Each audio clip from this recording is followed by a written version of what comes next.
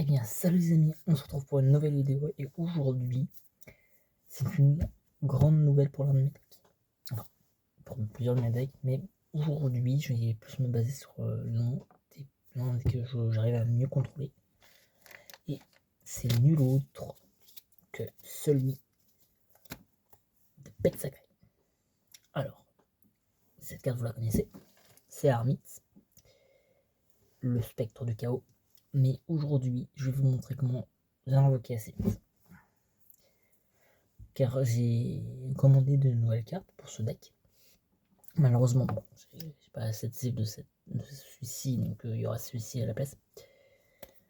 Du coup, je vais vous montrer les nouvelles. Voilà, par contre, il faut que je les trouve parmi mes 55 cartes. Oui, ce deck contient 55 cartes.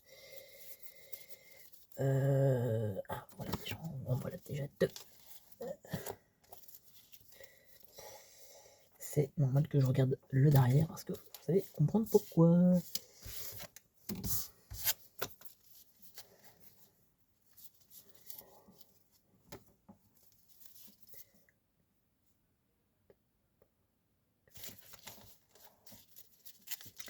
Donc c'est 6 nouvelles cartes et il y en a 2 qui sont là. Je vous recale. Déjà, nous avons porte des esprits. Ouverture de porte des esprits. Que fait cette carte? Alors, c'est celle que j'ai en eau. Donc, que fait cette carte? Déjà, lorsque cette carte est activée, ajoutez Uria. Attends, j'allais chercher. Désolé. Ça fait un moment que j'ai pas refait de vidéo, les amis, donc voilà. Bon, c'était les 3 000 à la place maintenant. Donc, lorsque je peux ajouter Uria,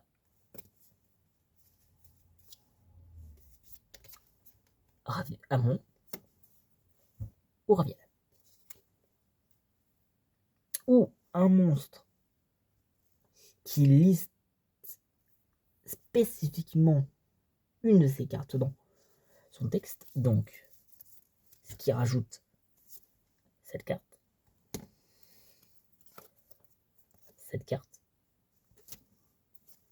et cette carte. Bon, il y a les autres qui parlent de Raviel, etc. Mais ce sont les nouvelles. Je voulais principalement vous montrer aussi les nouvelles. Du coup,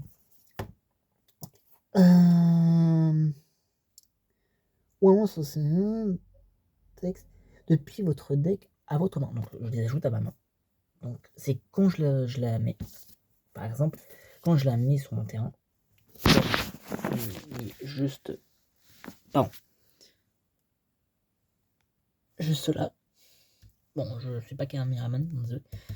En fait, ce qui me permet justement d'ajouter Raviel à mon ou n'importe quelle carte. Citons ces 3 cartes. Elle a un autre effet, c'est que par exemple,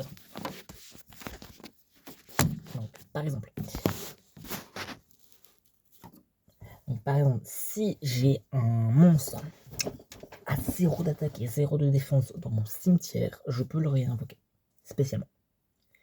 Et c'est ça qui est assez cool.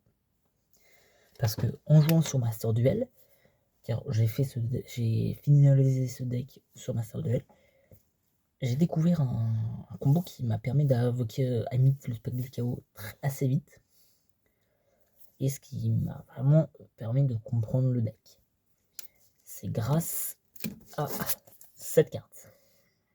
En fait, elle était dans mon cimetière. Et sachez que cette carte-là, elle est extrêmement utile.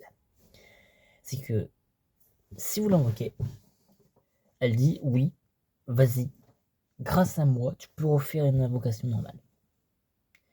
Donc, ce qui me permet peut-être si j'ai déjà 2 monstres et que j'ai invoqué celle-ci, c'est de dire ouais, je sacrifie ces 2 monstres pour invoquer le spectre invocateur de bête ou l'obscur invocateur de bête. Celle-ci elle n'a besoin que d'un seul sacrifice et justement celle-ci je l'utilise beaucoup pour justement pouvoir invoquer la carte. Donc, bête invocatrice du chaos. Qu'est-ce qu'elle fait? Elle est niveau 1. C'est une. Alors, elle, j'ai mis du temps à bien la comprendre. En fait, cette carte, je peux l'invoquer et la sacrifier. Si il y a dans ma main, bien sûr, nos 3 bêtes préférées. Si l'une d'elles se trouve dans ma main, je peux l'invoquer spécialement.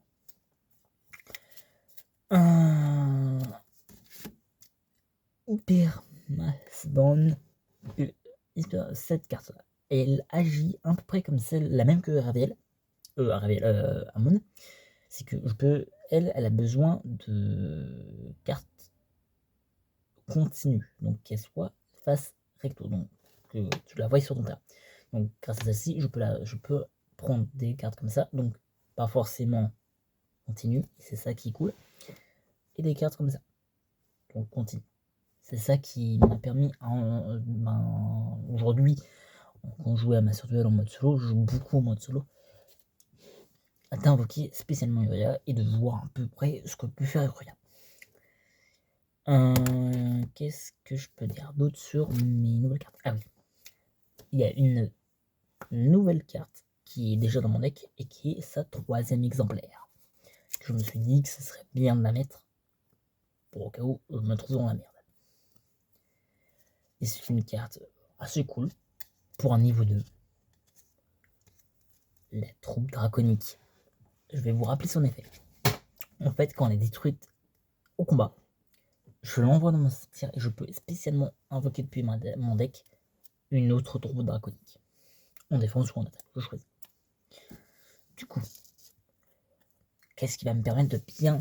Déjà, pour vite invoquer Armite, il faut une bonne main.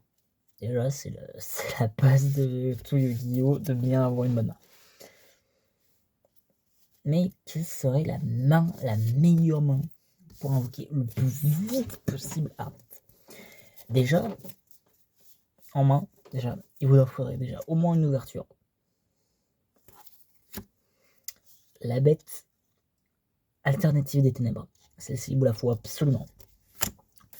Il vous faut l'obscur invocateur de bêtes. Je vais la chercher.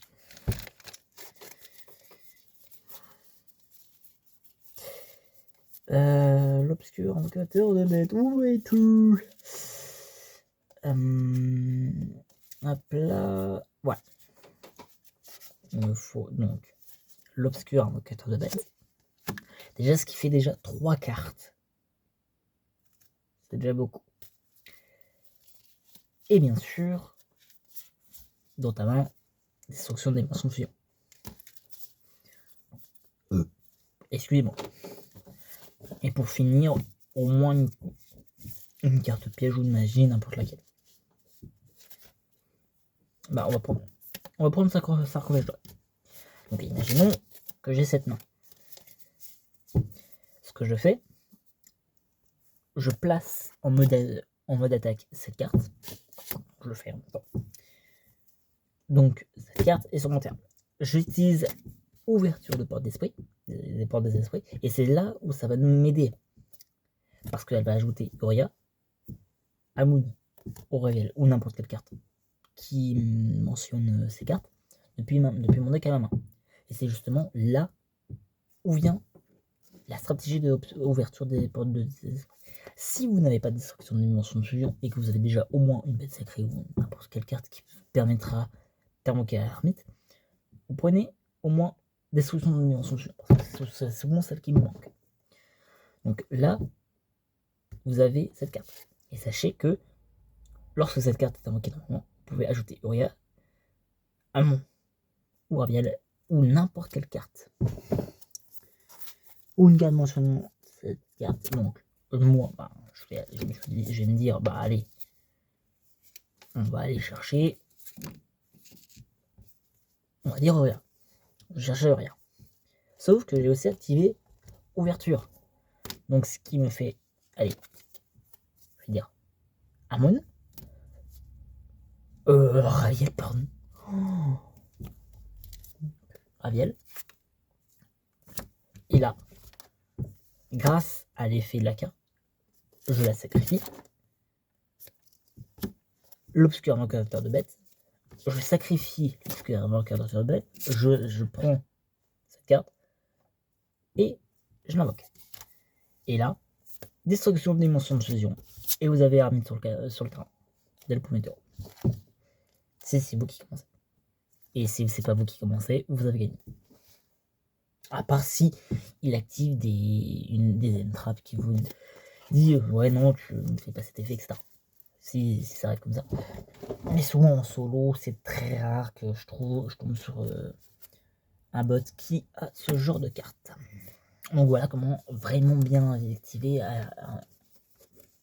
bien invoquer Army très vite. Maintenant, je voudrais vous montrer 2-3 trucs qui a totalement changé pour moi pour Yu-Gi-Oh! Alors, c'est pas ma façon de jouer, je vous rassure. Je garde toujours la même façon de jouer en essayant d'être agressif et stratégique en même temps. Mais j'ai eu un nouveau deck. Je ne l'ai pas présenté encore. Ça fait un moment que je l'ai acheté sur eBay. Et récemment, je suis allé chez mon meilleur ami et il a totalement refait le deck. Donc, ce deck se trouve dans ma deckbox à la base, que je trouve très stylé. Et dedans, à l'intérieur, avant, il y avait mon deck de structure Blue Eyes et ce deck. Maintenant, je vais vous présenter un deck vraiment cool à jouer. Bon, la plupart des cartes sont en anglaise, donc j'en suis désolé. Donc, des petits sleeves rouges pour le deck. Et des sleeves du gars à la porte pour l'extra deck. Et ces cartes, je les aime beaucoup parce que elles jouent. Il y a plusieurs cartes que j'aime beaucoup dans ce deck. Par exemple, Sorcier Vampire. Beaucoup vont se dire, mais c'est exactement une unique carte qui était dans son tout premier deck, dans Red Eyes. Sauf que Red Eyes a aussi une mise à jour. Je vous le présenterai peut-être dans cette vidéo si j'ai le temps. Mais là, je vous présente Sorcier Vampire. Et là, Delta of Invitation. C'est une carte en anglaise, je ne connais pas son nom en français. Et comme j'ai pu vous le dire, j'ai beaucoup de cartes dans ce deck en anglais. Pour ceux qui y jouent, vous savez déjà c'est lequel. Mais j'en ai croisé très peu. Réveil des vampires, et c'est bel et bien un deck vampire. Donc dedans, on peut retrouver beaucoup de cartes très très fortes.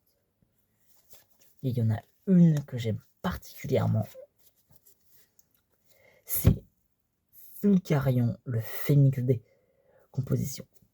Voici cette carte. Qu'est-ce qu'elle fait? Si vous contrôlez un monstre vampire, vous pouvez invoquer spécialement cette carte. Depuis votre main phase. Durant la main phase, vous pouvez renvoyer cette carte depuis le terrain à la main. Puis vous pouvez invoquer spécialement un monstre zombie depuis votre main. Vous pouvez utiliser qu'une seule chaque effet fait de le cure qu'une seule fois par tour.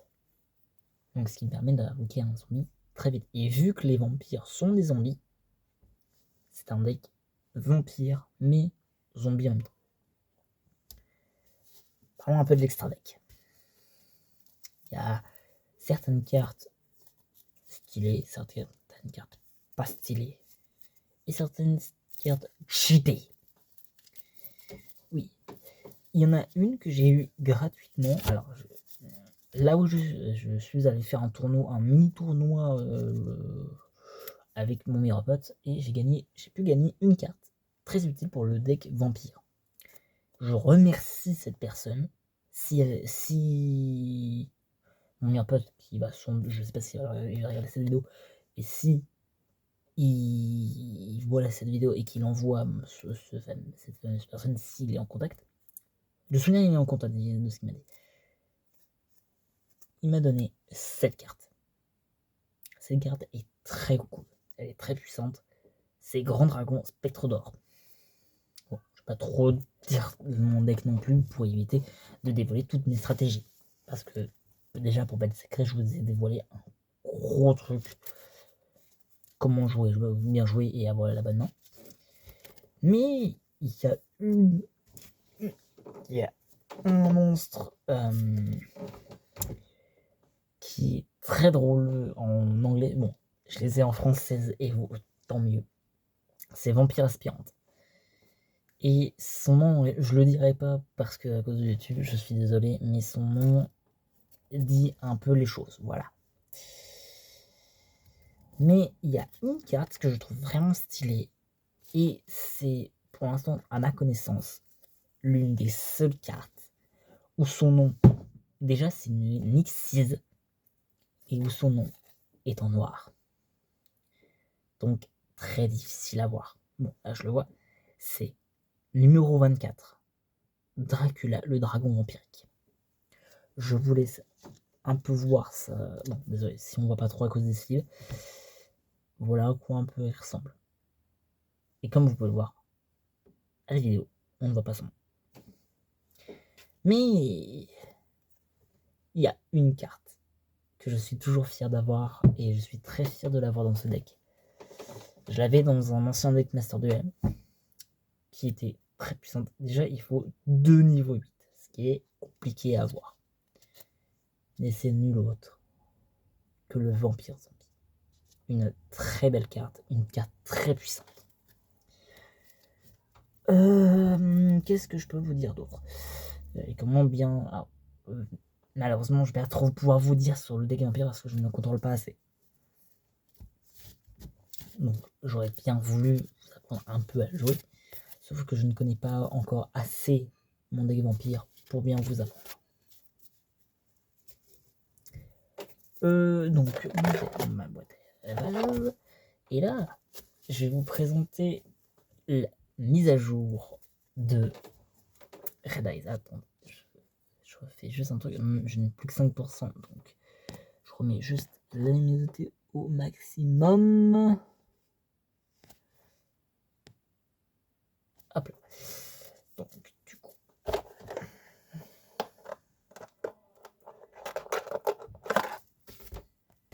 du coup, alors, il y a eu une coupure, donc j'ai dû aller manger. Je sais plus de tout où on était pour parler de Bête Sacrée.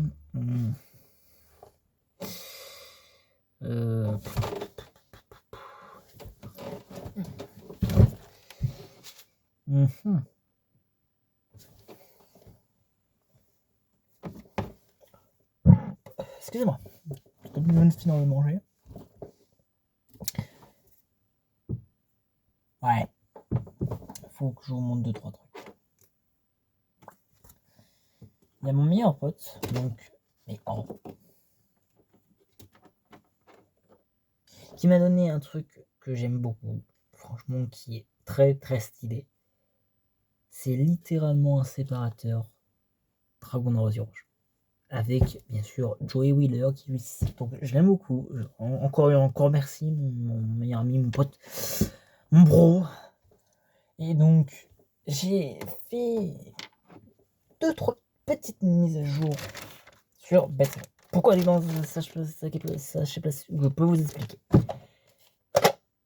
La boîte n'a plus de place à cause de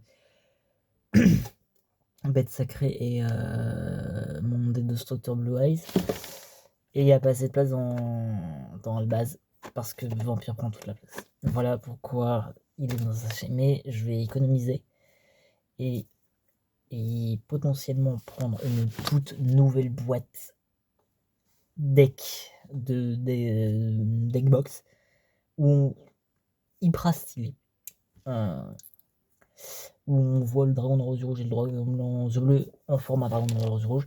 Et mon meilleur pote a la même, mais en dragon blanc bleu. Et du coup, je vous montre en fait sur mes nouvelles cartes. que mon cher et unique Red Eyes. Alors maintenant, avant on possédait quelques cartes. Alors combien?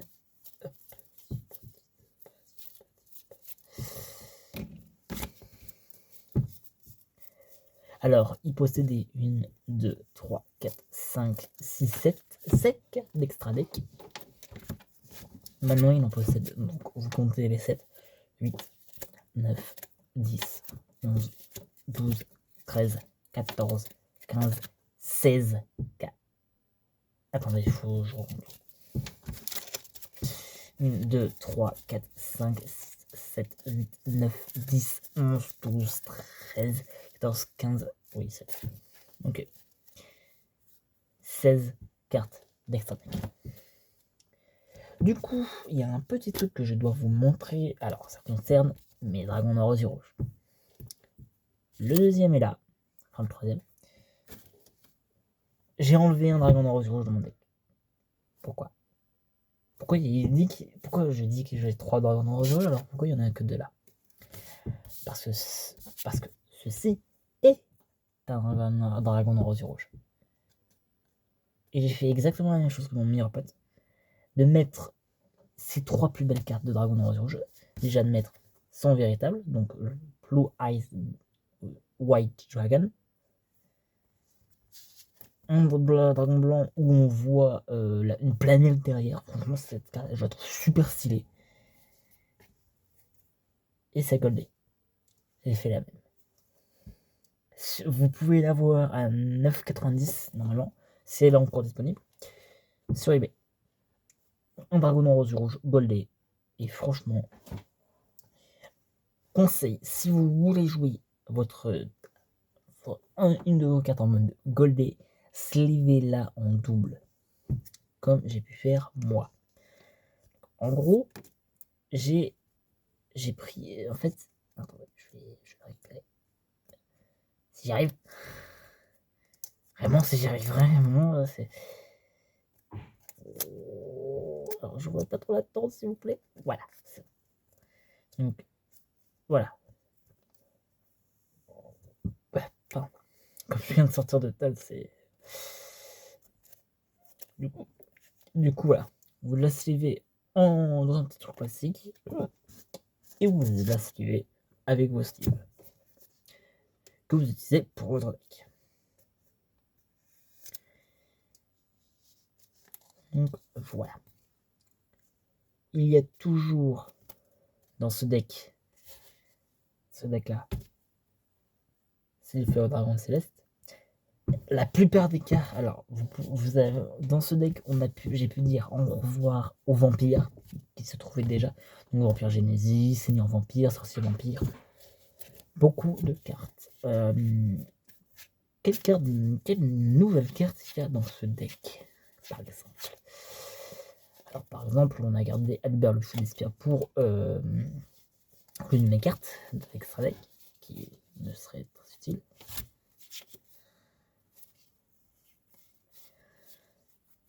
Là, pratiquement, il y a pratiquement toutes les nouvelles. Il y a toutes les nouvelles. Alors, sachez que mon deck est même pas encore complet. Si je veux son potentiel maximal, il n'est pas encore complet. Parce qu'il me manque 2 cartes d'extra, si je me trompe pas. Et 2 cartes normales, je crois, je suis plus très sûr, mais 2 d'extra dessus. Et bien sûr, l'une, vous pouvez, alors, il y a une carte que j'ai rajoutée moi-même, et que je sais qu'elle va me servir, c'est le retour des grands dragons. Une carte très utile, mais vraiment. Par exemple, cibler un monstre dragon de niveau 7 ou 8, et en fait, vous pouvez, depuis votre cimetière, et vous pouvez l'invoquer spécialement. Si en plusieurs monstres sont détruits, ou vont être détruits, vous pouvez bannir cette carte à la place et les monstres seront protégés. C'est comme elle sera bannie à la place. Par contre, ne fonctionne qu'une fois. Si vous n'avez qu'un seul retour des grands dragons. Mais il est temps que je vous montre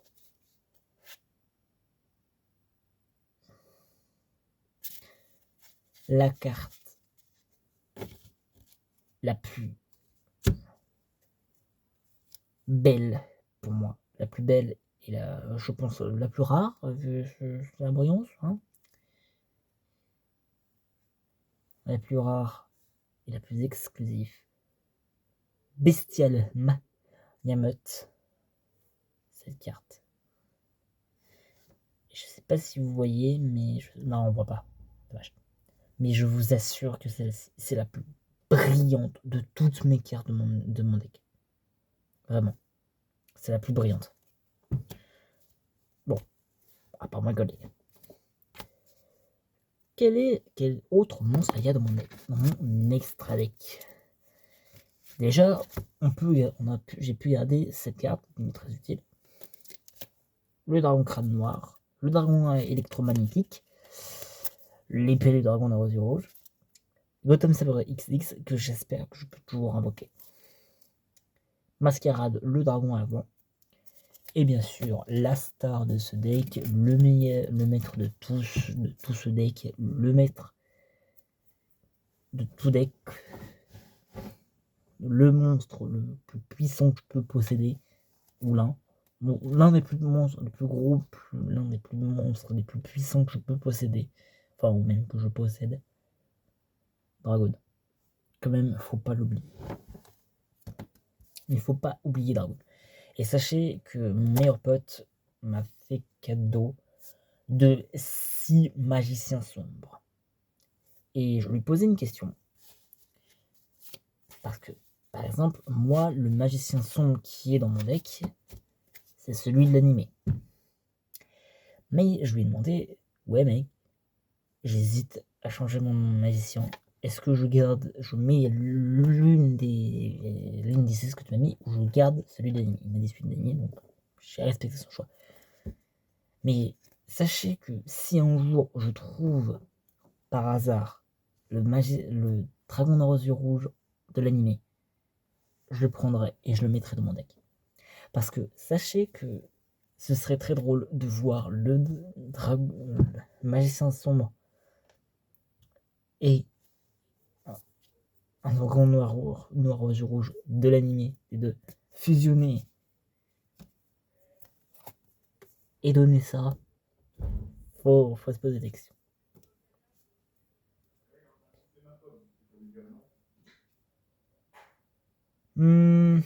Qu'est-ce que je peux vous dire? Alors, sachez que l'archétype que j'ai, c'est les maîtres dragons. Les maîtres dragons. Red Eyes. Fusionner, maître dragon. Alors, voici partie avec extra deck Red Eyes.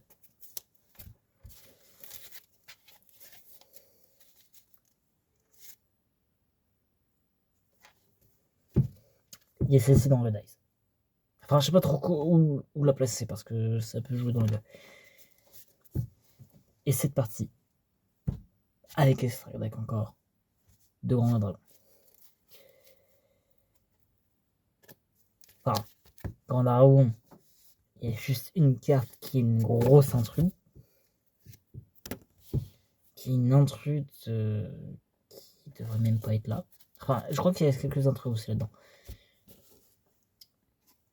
Un deck, alors que moi-même je suis surpris de l'avoir. Plumeau de Dame Harpie. L'une des cartes magiques les plus cool et les plus utilisées de tout le jeu. Que fait Plumeau de Dame Harpie?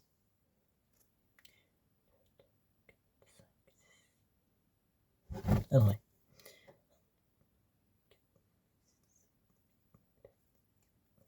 « 12 mots. Détruisez toutes les magies et tous les pièges contrôlés par votre adversaire. Vous rasez son board de magie et pièges. Tout simplement. Tout simplement. Et c'est pour ça que parfois, Plumeau de Dame Harpie est mon pire cauchemar si j'ai tout un board de Red Eyes qui me permet de bien augmenter la puissance avec l'épée de dragon de Warzone que j'ai équipée. C'est ça qui me fait tout bien chier. Mais aujourd'hui, je suis quand même content d'avoir cette carte dans la main.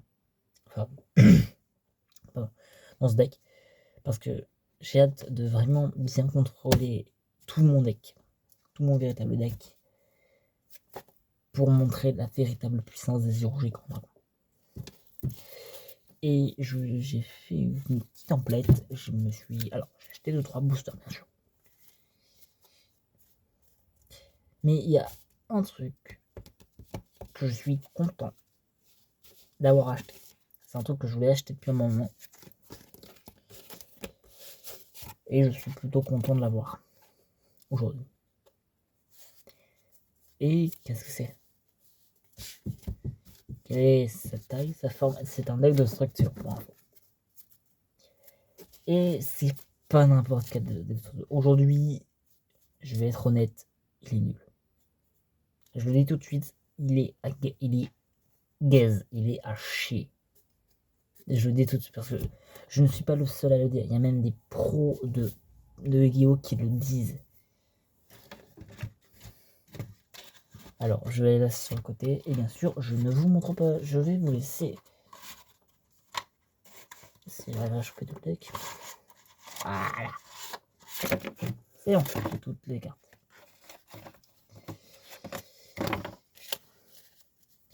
Bien sûr, il y a une carte que je vais... Là, dites-vous que les amis, il y a certaines cartes que je suis en train de voir qui est dans mon tout premier deck de Master Duel. Du genre, Fracasse, le guerrier magique des ténèbres. Et il y en a encore d'autres. Une que je suis toujours content de voir dans ce deck, c'est épée de lumière révélatrice.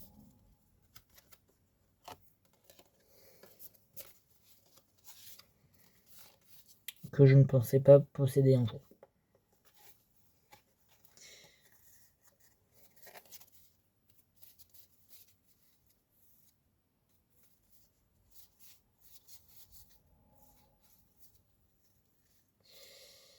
Je sais pas, là il y a des cartes en question qui... Ah, je viens de croiser au moins les cartes en question qui vous permettra de découvrir ce deck. Bon. Bien sûr, je vous en montre une qui est dans deux decks de... C'est dans le deck de structure de Slifer et de Obélisque le Tourmenteur. C'est sur le dragon céleste. Et maintenant, je vais vous montrer le qui se cache là-dessous. Et je vais même faire un truc.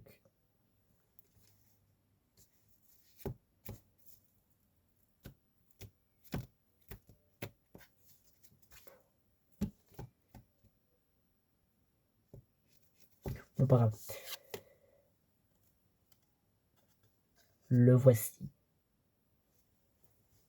C'est le deck de structure de Slifer. C'est le deck de structure de Slifer, le dragon céleste. Mon dieu égyptien préféré. Qui est aussi le dieu égyptien que je comprends. Tout simplement.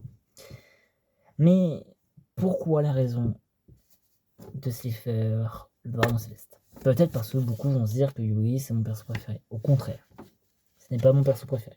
Je le déteste. Je ne le déteste pas. Je le dis tout de suite. C'est juste la manière de jouer de Slifer en fait. C'est ça que j'aime beaucoup. Plus t'as de cartes dans la main, plus il est puissant. Et souvent, si il se retrouverait dans Bête Sacrée, il serait invincible. Parce que souvent, ce qui arrive, c'est que quand j'ai un board avec deux Bêtes Sacrées, par exemple, si j'ai Paradis Perdu qui me permet de piocher 2 cartes si je possède Raviel, Amon ou Uria, de piocher 2 cartes chaque tour. Donc, ce qui fait en sorte que un moment où je me retrouve avec beaucoup de cartes dans la main. Sur Master de l'Est, ça m'est arrivé. Et Slifer, se retrouverait avec beaucoup d'attaques. Parce que c'est quand même 1000 d'attaques pour chaque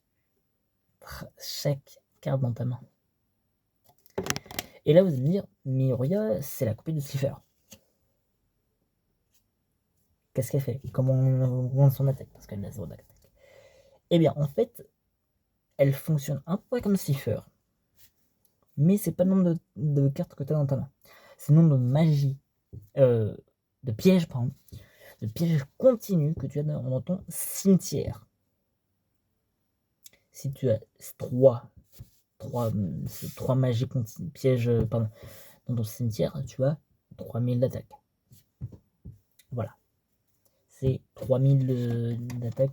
C'est 1000 d'attaque. Désolé les amis, je suis fatigué. Là, ça fait déjà 30 minutes que la vidéo a commencé. Qu'est-ce que je pourrais dire d'autre? Eh bien, je ne vois pas ce que je pourrais dire d'autre. Alors, beaucoup ont peut-être... Alors, je sais pas s'il y en a beaucoup qui ont déjà vu la vidéo mais en question. Mais vous avez pu voir que mon top 5 d'Hollow Knight, mes 5 boss d'Hollow Knight, il y a eu, entre parenthèses, ajouté récemment troll. Eh bien oui, c'était un troll. Alors, je tiens à dire qu'il y a certains boss dans ce top qui est réel. Je ne dirai pas lesquels. Mais je ferai bientôt un top 5 de mes boss. Et là, ce sera vraiment vrai. Un top 5 de mes boss favoris de Hollow Knight. Et bien sûr, sur Sonic Song, ça risque d'arriver aussi. Parce que oui, j'ai débuté Sonic Song, je suis actuellement à l'acte 2.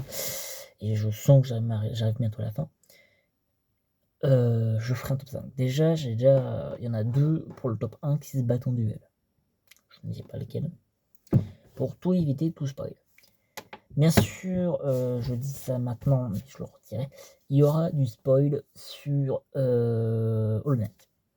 Il y aura du spoil sur mon top 5 de Hollow Knight.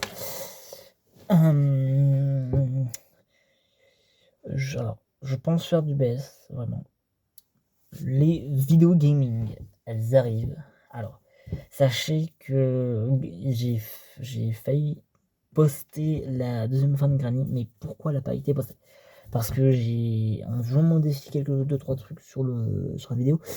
Il y a eu un bug sur mon appli et j'ai perdu tous les rushs. J'ai vraiment tout perdu et j'ai perdu tout le truc. Donc je referai la fin et je la publierai comme cette vidéo actuelle. Donc voilà. Donc je remercie la personne qui s'est la dernière personne qui s'est abonnée, je l'ai fait s'abonner à moi parce que je la connais et je te remercie encore. Franchement, je te remercie. Je ne divulguerai. Alors, souvent, quand je parlerai de mes amis ou d'autres personnes de ma vie privée, je pense pas dire de prénom. Donc voilà. Donc j'espère que cette vidéo vous aura plu. Je vous ai présenté comment bien débuter si vous débutez sur Master Duel ou enfin sur BTF. Comment bien jouer. N'hésitez pas à commenter ces vidéos. N'hésitez vraiment pas. Je sais que je ferai pas autant de vues que les plus grands youtubeurs genre Cyprien, Squeezie, Théromique, même Trash. Alors que Trash, Théromique, Squeezie, c'est des personnes que je regarde beaucoup. Surtout Trash. Je trouve leurs vidéos très intéressantes et très cool. Beaucoup de rigolades, surtout sur leur dernière sur ma Mario Kart World qu'ils ont sorti. J'ai pas mal rigolé. Et donc voilà, je sais que nous, ceux qui essayent de débuter comme ça, n'ont pas souvent de chance d'avoir beaucoup d'abonnés et d'avoir seulement leurs amis en abonnés. Mais en soi, souvent, que ce soit les shorts, parce que dites-vous que mon short qui a le plus de vues, c'est la deuxième partie des règles de Yu-Gi-Oh! Il y a plus de 300 et quelques vues. Donc, justement, justement, les shorts, c'est ça que je te remercie, c'est que tu peux tomber sur n'importe qui. sur un mec qui débute comme ça. Ou que ce soit un mec qui est sur YouTube depuis je sais pas combien de temps, au moins 2 ans. Mais voilà, j'espère que cette vidéo vous aura plu. N'hésitez pas à la liker, à la commenter et à vous abonner. N'hésitez vraiment pas. Franchement, je n'oblige personne à s'abonner, ni à liker, ni à commenter. Franchement, je n'hésite. Je n'oblige vraiment personne. Franchement, je sais que j'ai pas autant de talent que d'autres youtubeurs. Mais je veux au moins faire ça parce que dites-vous que. Bon, là, je parle beaucoup alors que j'ai dit que je sais. Désolé. Je disais que. Du coup, souvent quand je suis seul, je fais semblant comme si j'étais un youtubeur connu. Enfin, je ne vois pas de nom. Je fais semblant de faire des vidéos, genre des tops, des boss préférés de jeux vidéo, etc. Donc voilà, les jeux d'horreur qui me font peur. Ah, peut-être ça je le ferai. Il y a certains trucs certains trucs que je faisais dans mon coin vidéo solo où je faisais rien, où je parlais juste. Je pense parler de beaucoup de trucs aussi. Il y a plein de trucs que je voudrais parler, faire parler ma passion, de mes passions plutôt, mes passions, ce que j'aime, etc. Par exemple, justement, alors je fais des là maintenant, parler des légendaires.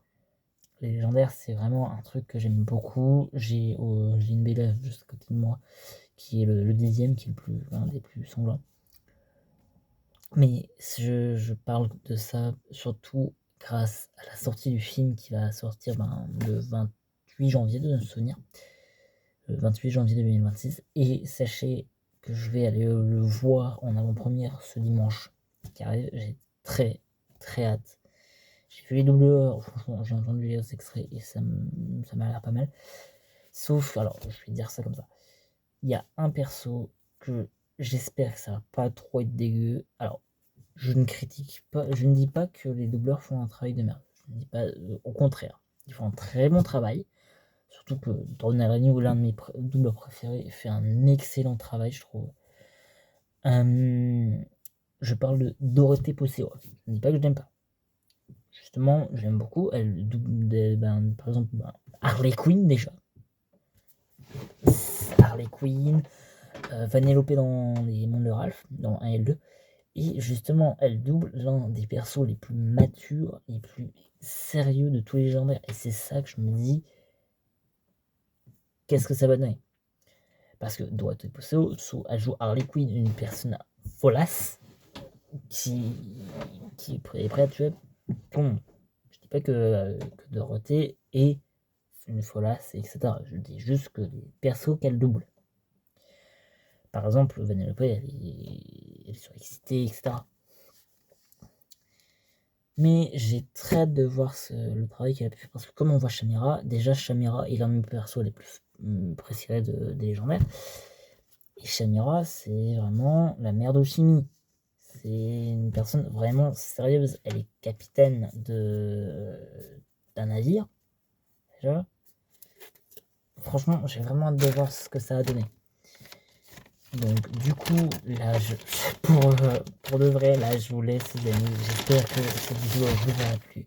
Donc n'hésitez pas à vous abonner, à la liker et à la commenter. Bien sûr, je n'oblige personne à s'abonner, à liker et à commenter. Salut!